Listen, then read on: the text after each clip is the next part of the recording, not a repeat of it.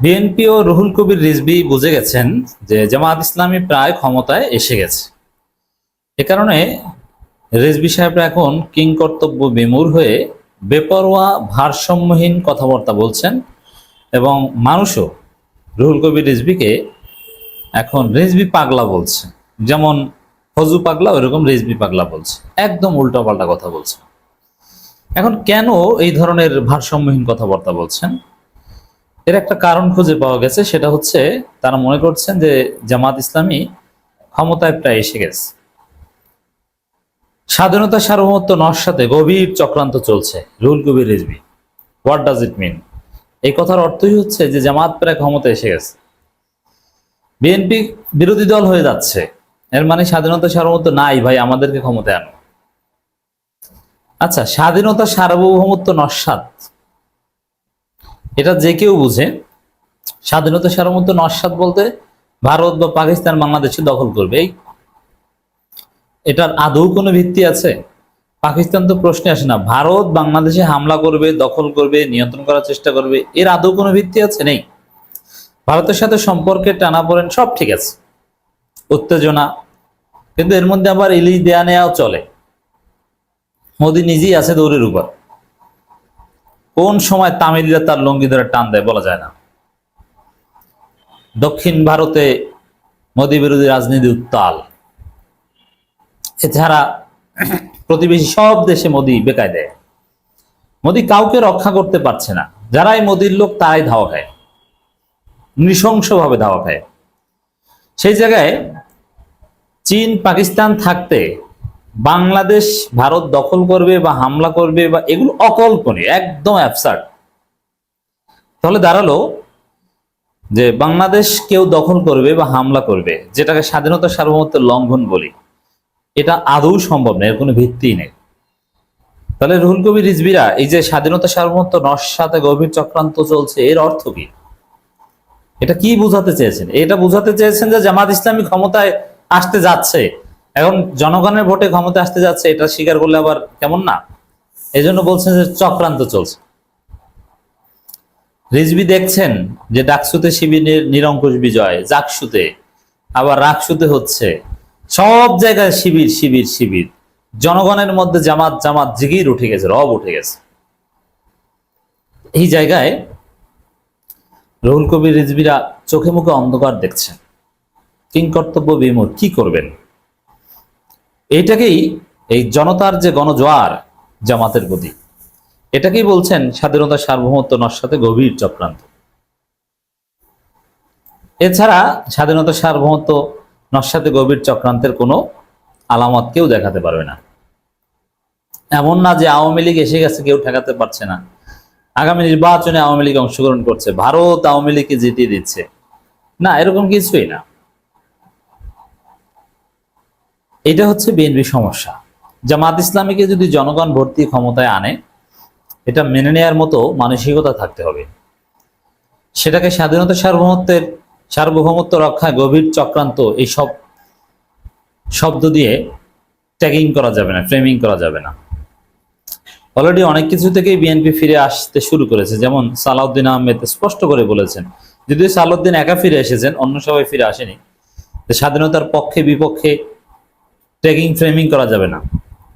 কিন্তু রিজভীর বক্তব্য এইটি। রিজভীর মতো প্রত্যেকদিন অনেক ভারতপন্থী নেতা একইভাবে বক্তব্য দেয়, এই স্বাধীনতা সার্বভৌমত্ব নস্যাতে গভীর চক্রান্ত চলছে। এর মানে স্বাধীনতা বিরোধী জামাত ক্ষমতা আসতে যাচ্ছে, ওইটি হচ্ছে স্বাধীনতা নস্যাৎ। বিএনপির নেতাদের কাছে জিজ্ঞেস করেন, তাদের কাছে স্বাধীনতা নস্যাৎ বলতে ওইটাই, জামাত ক্ষমতা আসতে যাচ্ছে। কিছু করার নেই। আপনার ভিপি ক্যান্ডিডেট ঢাকা বিশ্ববিদ্যালয়ে বলেছিল স্বাধীনতা বিরোধীদের ভোটে অংশগ্রহণ করার সুযোগ দেওয়াটাই পক্ষপাত। কিন্তু সেই স্বাধীনতা বিরোধীরা, সেই কথিত স্বাধীনতা বিরোধীরাই কিন্তু জয়লাভ করেছে। তারা এখন ডাকসু চালাচ্ছে এবং সুন্দরভাবে চালাচ্ছে, সফলভাবে চালাচ্ছে। আপনার কিচ্ছু করার নেই। আপনার ছেলেরা মেনে নিচ্ছে, বরং আপনার দলের মধ্যে যারা একটু বুঝবান ভদ্র, তারা বলছে আমরা কোঅপারেট করব, ডাকসুকে সহযোগিতা করব। হামিম, এই ছেলেটা স্মার্ট। দর্শক, রিজভীরা আসলে পাগল হয়ে গেছে। আর এজন্যই বেপরোয়া কথা কি লোহার খাট দেওয়া এটা রাষ্ট্রদ্রোহিতা, কি উদ্ভট কথা। আবার ডাকসু ভিপি নাকি জরিমানা করে, তাকে কি ম্যাজিস্ট্রেসি পাওয়ার দেওয়া হয়েছে? অথচ ডাকসু ভিপি কোনো জরিমানা কোথাও করেনি, মিথ্যা কথা। আর সূর্য সেন হল ভিপির ক্ষেত্রে জরিমানার যে কথাটা, সবকিছু আইনে থাকা লাগে না। তাজির বলতে কিছু কথা আছে, কিছু প্রতীকী দণ্ডের বিষয় আছে, সবকিছু আইনে থাকতে হবে এরকম না। একজন মানুষের জীবন সবকিছু আইনের ভিত্তিতে চলে না, অনেক কিছু চলে মূল্যবোধের ভিত্তিতে, কমন প্র্যাকটিস, রিচুয়ালস, সামাজিক প্রথা। তা কোনো একটা অন্যায় করলে তাকে জরিমানা করা, এটা তো সালিসি প্রথার মতো, এটা আইনে থাকতে হবে কেন? সালিসি করে জরিমানা করেছে, সালিসি সম্পর্কে আইন আছে না বাংলাদেশে 2002 সালের? সালিসি রোয়েদাতের বৈধতা আছে না? তা এটা ম্যাজিস্ট্রেসি পাওয়ার কিংবা আইনের কিছু না, এটা সালিসি পাওয়ার থেকে একটা তাজির, এটাও অন্যায় নয়। আর সেটার টাকা হয়তো বা আদায় করা হয়নি, টাকা বাস্তবে এটাই, যেহেতু সমালোচনা উঠেছে, কিন্তু এটা মোটেও অবৈধ নয়। বাংলাদেশে সালিসি চলবে আছে, তো সেখানে আপনি একটা সিদ্ধান্ত দিবেন, ঠিক আছে, ওটা হয়তো আদায় করা হয়নি, কিন্তু ওই টাকা নাকি জামাতের বা শিবিরের বাইতুল মালে জমা হয়, যেটা সম্পূর্ণ মিথ্যা কথা।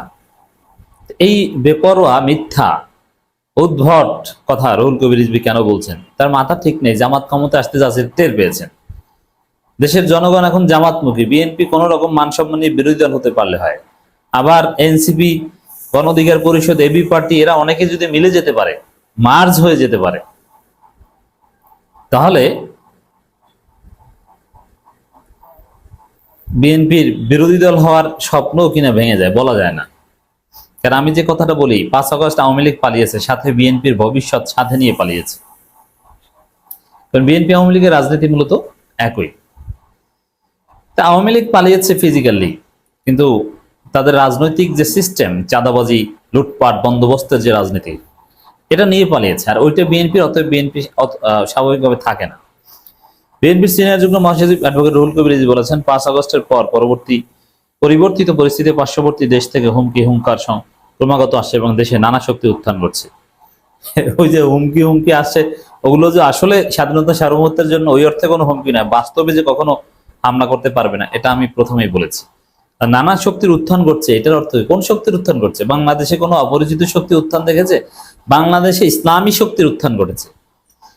এটাকেই ফখরুল বলেছেন দক্ষিণপন্থীদের উত্থান, আর তারেক রহমান বলেছে অদৃশ্য শক্তির উত্থান। আপনি যা বলে শান্তি পান। বাংলাদেশে ইসলামপন্থীদের উত্থান হয়েছে, জামাত ইসলামের নেতৃত্বে তারা ক্ষমতায় আসবে, এই রিয়েলিটি আপনাকে মানতে হবে। This is final.